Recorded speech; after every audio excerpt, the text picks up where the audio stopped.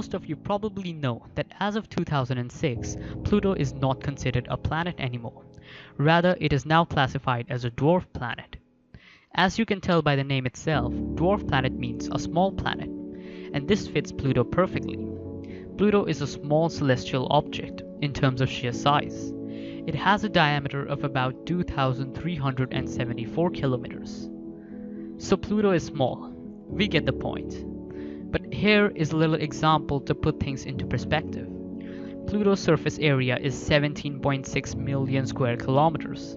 And compared to this, the surface area of Russia, which is the largest country in the world in terms of sheer size, is 17.1 million square kilometers. Which means that if you were to fold all of Russia into a sphere that is hollow from the inside, you would have yourself a Pluto.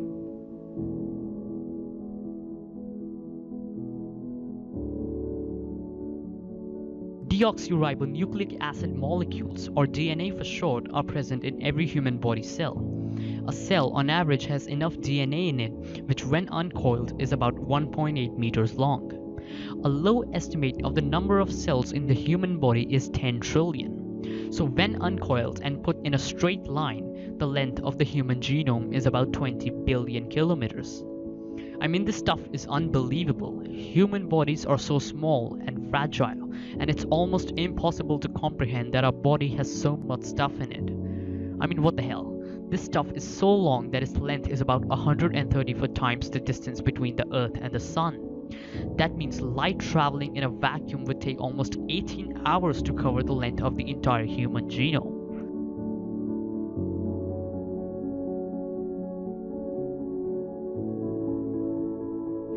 Some of us have a compulsion for maintaining our personal hygiene, to stay clean and to minimize the contact between our body and bacteria, and then severely criticize those who don't. Well, here is a surprise for you.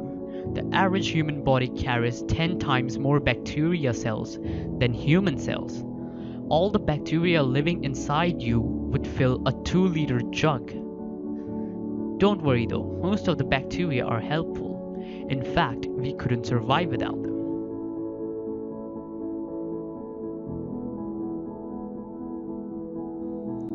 When you ask a person the largest living thing they can name, some would say maybe a giraffe, an elephant, but most of them would probably name some huge tree chilling in a forest somewhere. Well, technically they're all wrong. There are something called coral reefs, which consists of huge number of individual coral polyps, soft-bodied invertebrate animals linked by tissue. The Great Barrier Reef is an interlinked system of about 3,000 reefs and 900 coral islands, divided by narrow passages just beneath the surface of the Coral Sea. Spanning more than 2,000 kilometers and covering an area of some 350,000 square kilometers, it is the largest living structure on Earth and the only one visible from space. Great Wall of China. But this fragile colony is beginning to crumble, battered by the effects of climate change, pollution, and man-made disasters.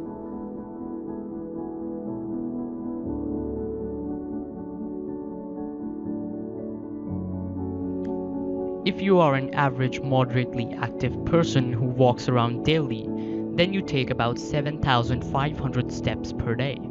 If you maintain that daily average and live until the age of 80, you will have walked about 216,262,500 steps in your lifetime.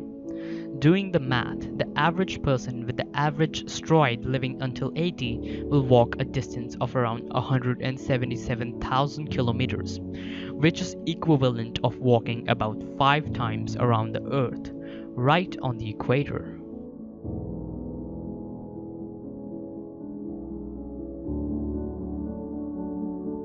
We all know that atoms are pretty tiny, right?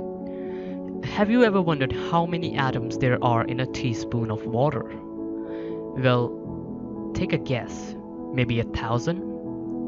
1,000,000? Maybe 1,000,000,000. There are 8 times as many atoms in a teaspoon of water as there are teaspoons of water in the Atlantic Ocean. A teaspoon of water, about 5 milliliters, contains 200 sextillion water molecules, but each water molecule is comprised of 3 atoms, 2 hydrogen and 1 oxygen. So about 600 sextillion atoms in a teaspoon of water.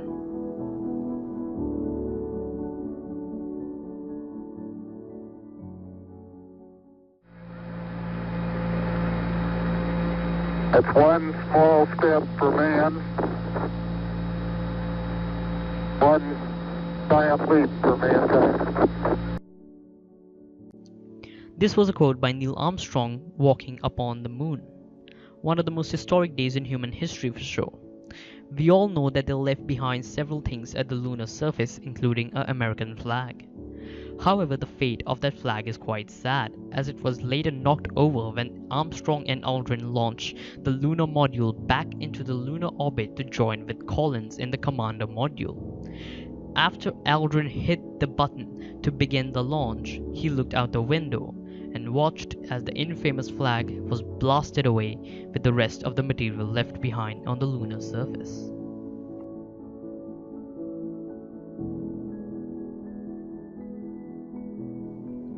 What's the brightest thing you can think of? Well, as humans, we haven't had any exposure to anything brighter than our parent star, the Sun. Well, Betelgeuse lies some 430 light years away from Earth, yet it's already one of the brightest stars in night sky. The reason is that Betelgeuse is a supergiant star, the largest kind of stars in the universe. Betelgeuse has a luminosity about 10,000 times that of the Sun, and its radius is calculated to be about 370 times that of the Sun. If it were positioned at the center of our Sun, its radius would extend out past the orbit of Mars. Well, the main fact is that Betelgeuse is near the end of its lifetime. Betelgeuse is likely to explode into a supernova. This supernova would be so bright that it would be like having 2 suns during the day, and it would be several times brighter than the full moon at night. For a few weeks or months, the Earth would experience this phenomena. The star might explode today or a million years from now. We can't say for sure. But if the star were to explode at this exact moment, even then we would see the explosion some 430 years later, because the light from the stars would take time to reach us. But consider this, what if the star had exploded in the year 1585? Then that would mean that we will see the explosion of the star sometime during the next year. Well, let's hope so at least, because it would be an experience like none other.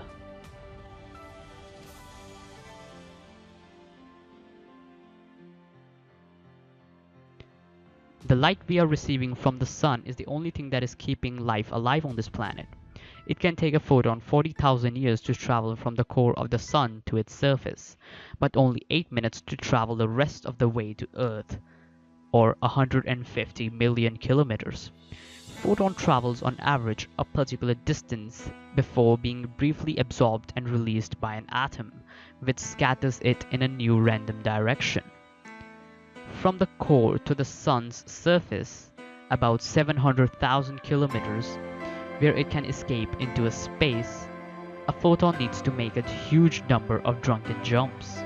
The calculation is a little tricky, but the conclusion is that a photon takes between many thousands and many millions of years to wander to the surface of the Sun. In a way, we can say that the light that hit you today, the light that you absorbed today, maybe was produced when humans had not even discovered the continent of Australia, or maybe when humans had not even existed.